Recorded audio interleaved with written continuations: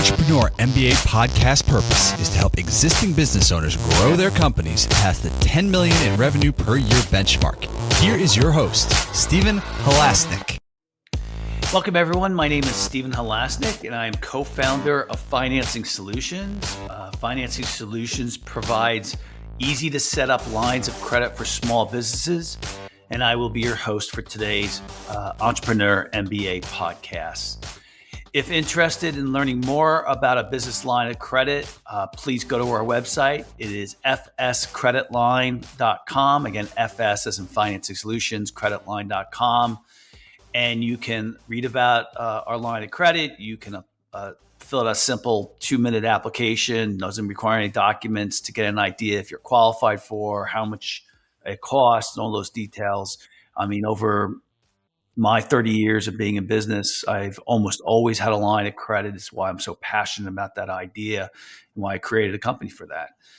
Over the last 25 years, I've built 6 companies in the $5 million to $25 million range, including 2 companies that have made the Inc. 500 fastest growing companies in the United States. I love learning from people with business experience. And today I'm very excited to be speaking with Amanda Guerassio from Studio Guerassio. Amanda is a brand strategist and designer with over 16 years of experience in the design world. She wants to help you make your next business adventure the best one yet.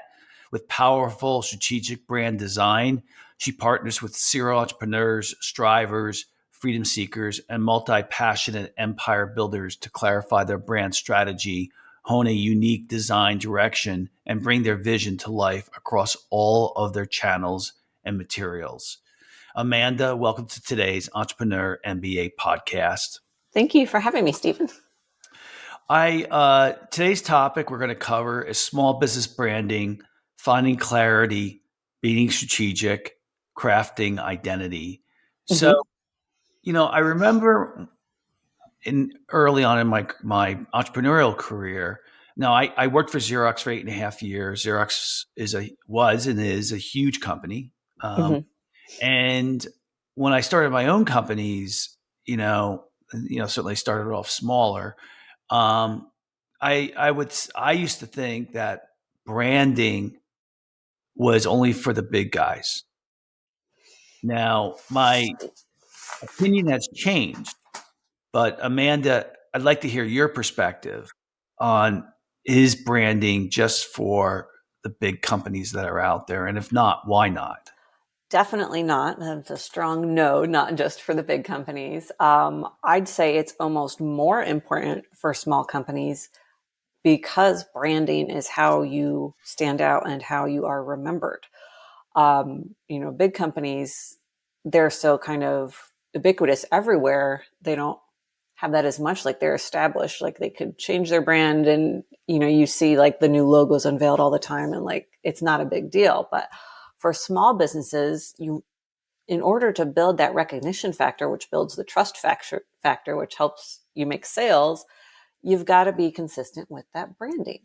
So I think it's even more vital for small businesses than big businesses. Yeah, I agree with you. And I have a different perspective. And I believe that working on a branding project for your company really allows you to understand your company from the inside out. And yes. I think that's really important from from a company standpoint, to understand who you are, what you stand for, who you stand it for too. Because yes. I think it becomes pervasive throughout the organization and that type of stuff happens only if you're running your first company or you're even in your second company. Branding is often an afterthought. Yeah. And when everything's going well and you're really starting to generate a lot of revenue, then you start thinking, you turn your attention to branding. And I think that the key to branding is really getting to it much earlier than later. Have you seen that yourself? Yes. Especially for the small businesses, even down to like solopreneurs. they, their focus when they first start out is like getting the thing up and running, right? Like getting something functional, getting money in the door. And so they're not as concerned with the, bells and whistles sometimes of branding. And I understand that approach. Like, I don't think you necessarily need a professionally designed visual brand when you first start out. I do think you need to yourself be clear on your brand and what you're building, even if like having it professionally, translated into like a logo and stuff comes later. So it's all those things you said, like, why are we here? What makes us different? Why should people care? Like, who are those people we're trying to reach? Like, how do we want to come across, like the qualities and values and personality, we want to be known for? Because that, like you said, will come through in everything else, even if you don't, have the budget or the priority to like hire a professional designer and do that kind of level of things. If at least you have that clear in your own mind and for your own team, however small it may be, like that will help steer the ship. Yeah. I think also what it helps with too is when you're hiring people, Mm-hmm. right? Because that's, listen, in my third company that I had, I really didn't like the people who worked for me in my second company at the time. A lot of them I had, well, the second company was kind of winding down while I was starting the third company. Mm-hmm. And the one thing I was able to do a clean sheet between the second company and the third company. I kind of did a clean sheet of saying what I didn't want and what I wanted in my third company, right? Yeah. Including what industry I was going to go in, but also what mistakes and what things I had learned in my second company. And one of them was I really, really wanted to be great at hiring people, right? Mm-hmm. And part of that internal branding project was for me to say, I want people who really care about being successful. Yeah. That they'll real, because I was. And so this is my kind of my word of advice to our listeners, which I don't do that often, is your branding will be based on your personality, the owners. That's the driving force of it. Yeah. Is the Because you're the driving force. decision maker. Yeah. And if Yeah. you go out there and say that you want to create a brand that doesn't reflect your personality and you, it's never going to work. And people are going to see that internally and externally are going to see that it's fake, right? Although maybe I'm wrong, because you know what? I still don't buy BP gas, okay? Because of and Exxon gas, right? Mm-hmm. Because of the spills that they did. But BP, who was notoriously environmentally unfriendly, unbeknownst to me before the spill, Mm-hmm. they used their brand as green friendly, as Yeah. environmentally friendly. And I didn't really pay attention to that, because to me, petroleum is petroleum and what's all there is to it. After the fact. Yeah. Yeah. But so you were shaking your head no in that. And when I said that, I, you can't fake it. I'm going to offer a clarifying point on that. No, I don't believe you should fake it. I think the owner will always kind of drive the brand. I don't think the brand is necessarily going to be a direct representation of the owner's personality. They are deciding it, but it's not limited to their personality, I guess I would say. Yeah. I mean, especially as they grow, because you're going to have more people and it's not going to be just the founder. But but if you look at, you'd be shocked. I mean, like, you look at some of these companies that are huge and they still have the personality of the original owner. You look at Apple, it's all about design. That's what Steve Jobs is about. I would say that's more of a core value necessarily than a personality. So maybe we are saying the same thing. Maybe it's the core values of the founder drive the company that I would 100% agree with. Maybe I'm using the wrong personality wrong. Yeah, you're right. Because Steve Jobs was a jerk. He really was. He treated people horribly. He but that isn't part of the Apple brand, right? So that's not a part of Apple. That's what I'm saying. There's not necessarily like the owner drives the decisions and the direction of the company for sure, and the values. I don't necessarily think there's always a personality match between. Yeah, that's a good point. You're absolutely right too. It is the word values. So when people come to you for a project, right? Tell me what's very typical of them coming to you for. Typically, for the kind of clients I work with, it's one of two problems. Either, they're kind of like what we talked about earlier, where they were so focused on getting things up and running, they didn't really sit down and take the time to be strategic and intentional with it. So now they're a couple of years in and going, I don't even know what my brand is. It doesn't feel, I just threw some colors together. Like, it doesn't feel like it's saying what I want it to. That is one situation. Or the other situation is, they've pivoted. Their business has completely changed from when they started, and like the old branding is just not going to work anymore. So they need new branding. And they're a little more, owners in that situation are a little more self-aware. They're like, okay, I know, like, with this change in direction, like, this stuff doesn't fit anymore. So we approach it that way. So in both cases, it's about making sure the branding fits the current reality of the business and will fit for where they want to take it as well. Does it always revolve around, is the website 90% of the branding projects that you're working on? No, actually, it's more like the building blocks of the branding. So like the logo suite, the color palettes, the fonts, because getting those three in alignment with how you want your brand to be perceived, like, you're going to use those on everything else visually in your business, right? So if you get those right, at least, then you've got a good foundation to build on. And yes, I do help with like collateral and websites and that stuff too, but it's really about getting that foundation set solidly. Yeah. That wasn't my end. That was your end. That's my dog. Don't blame me for that one. Barking at people this time anyway. Until my dog hears your dog barking anyway. So let me ask you this: what has changed? This is a weird question. It's okay. What has changed in the work that you've done since COVID? Ooh, if anything. No, that's a great question. And it was kind of a surprising thing for me because, with COVID, so many businesses shut down. I had like photographer friends whose businesses suddenly tanked, or anything that was like in person. So I was a little nervous at first, right?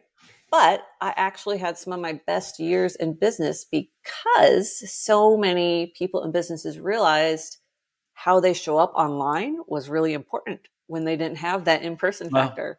It's important regardless, but like when that was their only option, they were like, oh crap, my stuff is not up to date. It's not how I want it to look. It's not giving the right impression. So yeah, I just saw people suddenly kind of waking up, I guess, to the realization like, oh, this side of my business really matters. I need to pay attention to it. I don't know if you pay attention to this, but do the colors that come out in fashion, in the fashion industry, does that come about and translate into business design colors too?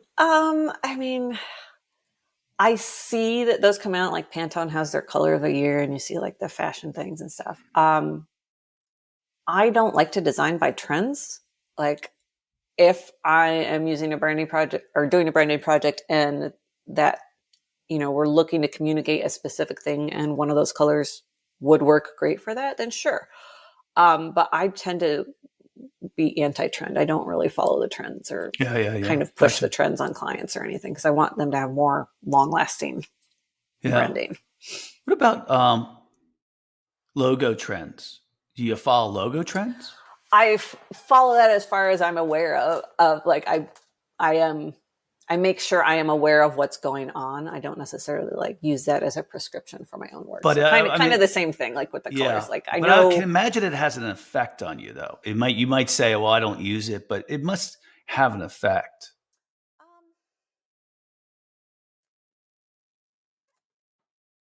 I guess. I mean,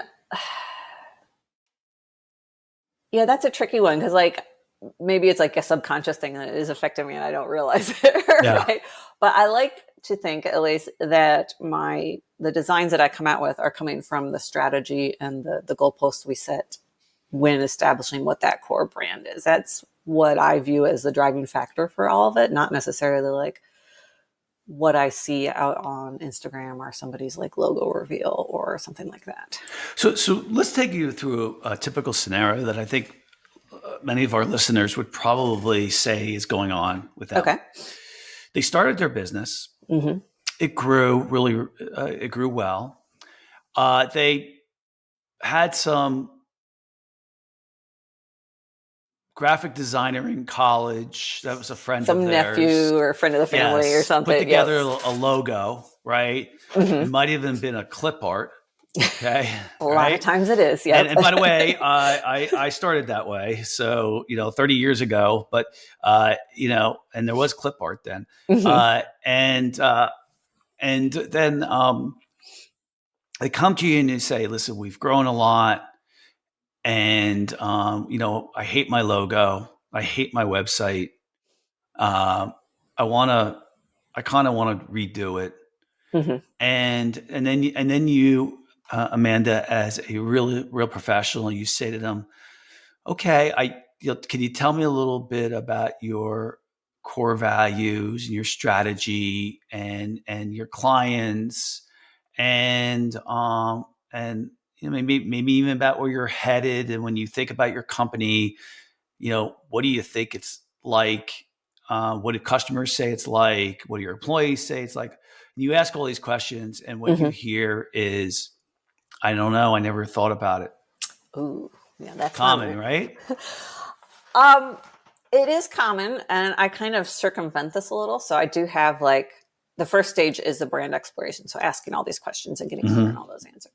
What I do is I send a big long questionnaire to my clients about a week before our kickoff call, so they can look at what those questions are and start getting clear on them in their brain. And then during the kickoff call, we go through it together and kind of weed out all the answers and make sure we're clear on everything. So like we don't, even if they say, I don't know, I'm going to pick at them and ask why, or come at it from a different angle until we get a solid answer. Yeah, I was exaggerating. I think everybody has, in some of those questions, definitely has a view, but it's not as precise as they are. And do you ever run into a situation where you say to somebody, I don't think you would, but have you, is what you think the customers are saying about you, is that based on what you think they're saying or based on what they are saying? Have you really asked them? I know that's a kind of a weird thing to ask, but yeah, I mean, we kind of go into like testimonials they've gathered or feedback they've gotten. Oh, that's a good one. So we can look at the direct, wording. We're trying not to base anything on assumptions. So yeah, we try to get around it by going through that. And I will say it is common when they say, I don't know, it generally means I've never like written it out on paper or gotten it out of my head. Like it all lives up there somewhere, but they just need help like pulling it out and making it clear.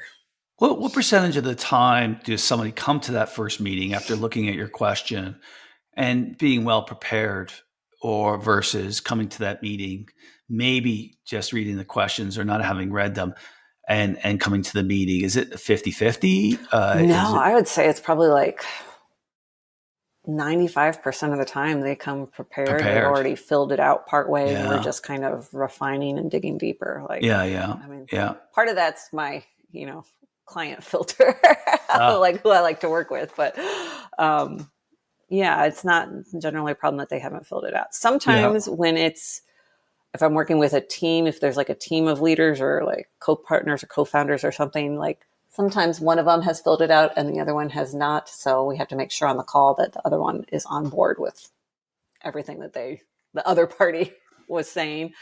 But most of the time it's not a problem, which is nice. So tell me if the top things, give me the top 3 or 5 things that if somebody is going to be working on a branding project for their company, with you or whatever, that they should, like golden things that you've learned over the year through experience, what are some of those top things that you would recommend to our listeners to really look at for a new branding project? Yeah. So I would say, let's see, top 3 to 5. Okay. Your why, why are you even starting this business? Why this business specifically? Like if you're starting a accounting business or something, why are you doing that instead of being a beach wedding photographer somewhere? Like why that specific? It really business? gets to passion, doesn't it? Yeah. Yeah. What's their passion? What's their driving force? Yeah. Yes. 2 is, who are you most wanting to work with? Everyone is not an acceptable answer. You have to narrow it down because that's got to get specific there. Yeah. And you know what, just to add to that, the better the business person, the more experienced they are, the more they'll say these who I don't want to work with, and these are our perfect clients. It's very true. Yeah. So it is very, very true. Knowing who you don't want to work with is just as important. Yes, exactly. Yep. Number 3 would be why they should pick you. Okay. Unless you are inventing something absolutely new that's never been seen before, which chances are low because it's not the majority of businesses. Yeah. There's probably a lot of options out there that offer the same thing you do. So what makes you different? Why should they choose you? What are you doing differently or better or in a new way? Why should people care, basically? Yeah. That's a big one. Core values. We kind of hit on this earlier. Like, what do you stand for? What do you want to be known for? What is driving your business besides just your passion for the work itself? And then how do you want to make people feel?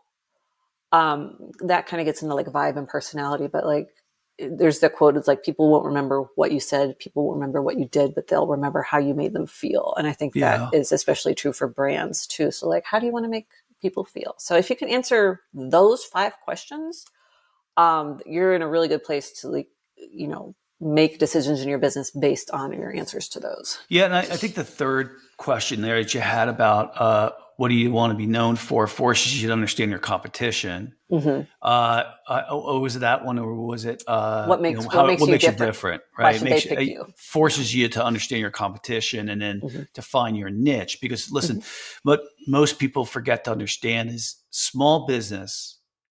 And by the way, small business is anything under $15 million to make a year. Okay, so let's be clear.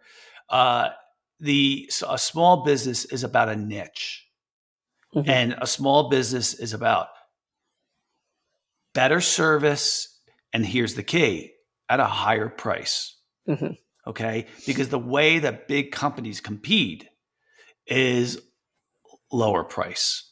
But not as great service. Yeah. Correct. So you have to have better, and it could be personal. It could be, you're more involved as the owner. And it has to be better, but you'd also, this is the key, you got to charge more, because if you charge more, that means your service is better. So, and what was the last one you said on that too? Just how you make people feel. How do you want to make people feel? Yeah. When I was working on big branding projects for my companies, I always tried to evoke emotions in what we were doing. I always felt that if I could evoke an emotion, that was a good thing to do. Yeah, and it absolutely is. Yeah. I wasn't told. I don't think I was ever told that. Maybe I saw it. It was just something that instinctually told me. So, listen, like my logo for Financing Solutions, I actually wasn't the guy who came up with, the person who came up. It was my business partner, and I'm usually involved in all design. So, because I have a certain flair for it. But he came up with the idea of, 2 people shaking hands, because a lot of because our lines of credit are unsecured, and that means that we are basically trusting the individual to the company owner to pay us back. Mm-hmm. And those are signals that we look for, And so, two people shaking hands is an agreement, in essence. And I liked that. I thought that evoked an emotion of trust. Mm-hmm. And so, that was part of the design, elements. And, so what are some things that you've seen people do that are not good? I don't mean from a design standpoint. I mean, what have you seen and you were like, I mean, you can even say, Stephen, and evoking emotion was, that's wrong. No, the evoking emotion is good. Like you'll hear that for branding and for like your marketing with like storytelling and stuff. Like it's like that's how you reach people. This is a hard question, by the way. It is a hard question. Yeah, give me. I mean, I think one of the traps I see people get into too much is when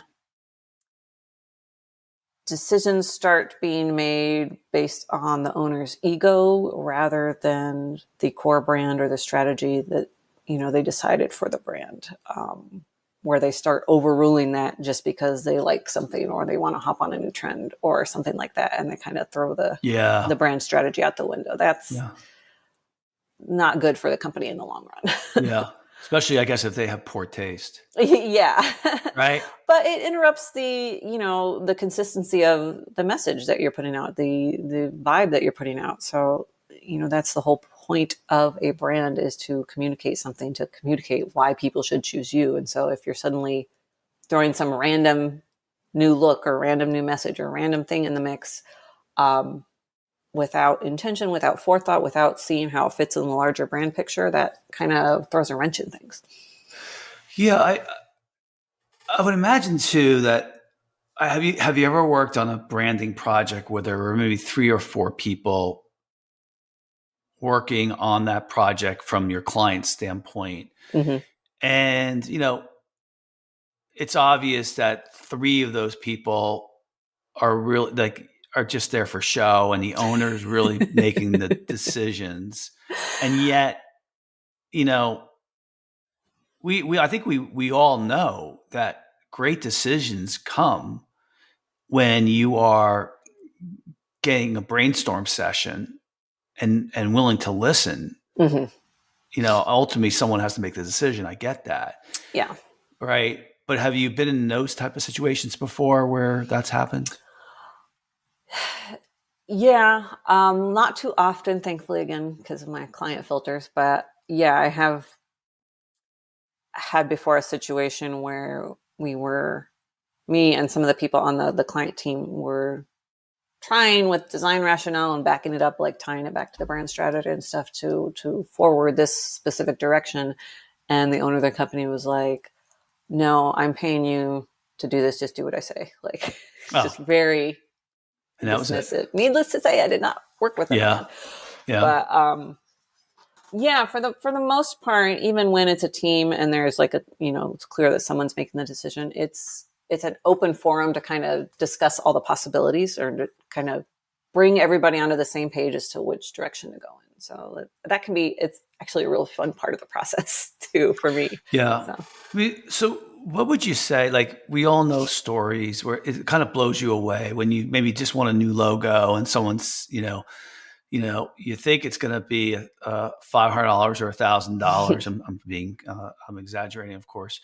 And it ends up, the quote's $50,000, right? Mm-hmm. So, the difference between is very, very inexpensive versus expensive. Mm-hmm. So what's your comment in regards to, I knew it always blew me away, right, when I saw stuff like that. What's your comment about quality versus price?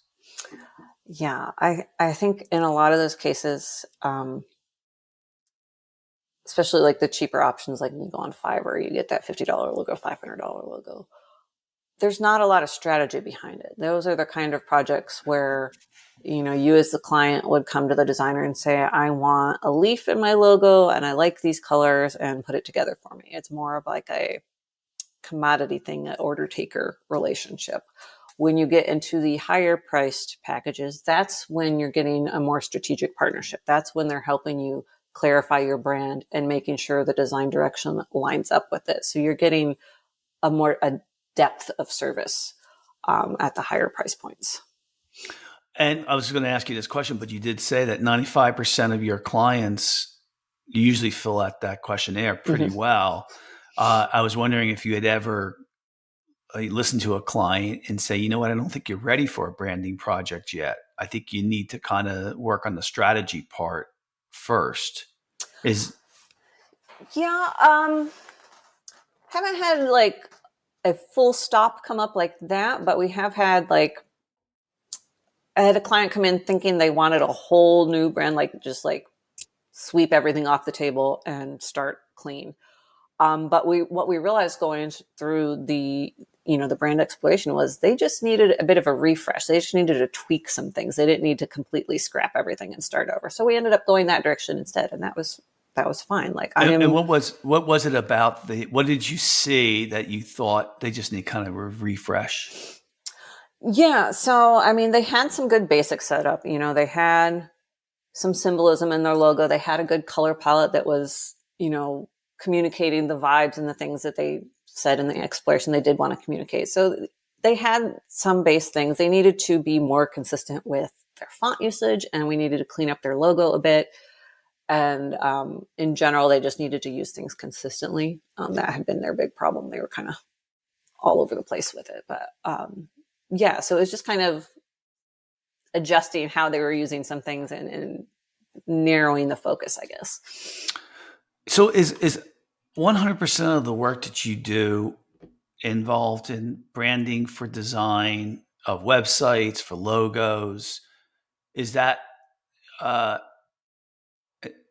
most of your work? Yeah, I specialize in branding. So yeah, it's all branding focused. I do sometimes do just the strategy side and not the design side. But the design side can encompass, always starts with that logo and color palette and fonts, like the brand guidelines, that core thing. But depending on what the business is or what they need, I can help them build that out across, packaging, print, social media templates, website, trade booths, exhibits, whatever it is they happen to need. But it always starts with that core. All right. Well, we'll leave it there. It's good stuff. Okay. I'd like to thank so very much Amanda Guerassio from Studio Guerassio for coming on today's podcast. And if you like today's podcast, please feel free to share it with a friend, and also subscribe on your favorite podcasting app. Please also give us a 5-star review if you like today's podcast or any of the other one. It helps us get the word out. And if you're looking for a line of credit for your business, please visit our website at fscreditline.com. Again, that's FS as in Financing Solutions, creditline.com. Amanda, if anyone wants to get in touch with you, how would they go about doing that? Best way is my website, studioguerassio.com, or look me up on LinkedIn, Amanda Guerassio. I'm going to spell Guerassio. It's Guerassio. Yes. And listen, I think having a great designer and brand strategist pays more its dividends, as I mentioned earlier, than just the brand identity. I think it helps you internally and externally build your company. And once you've reached a certain revenue point, it's really important that you professionalize your company a little more. So consider, talking to Amanda. I think she had some really good ideas today. Thank you. Other than that, I want to wish everybody a great day, and make sure you're always working on your business. I think it's a fun part about it, and I love working on branding projects. It's just a lot of fun. Me too, clearly. Yeah, that's right. Have a great day, everybody.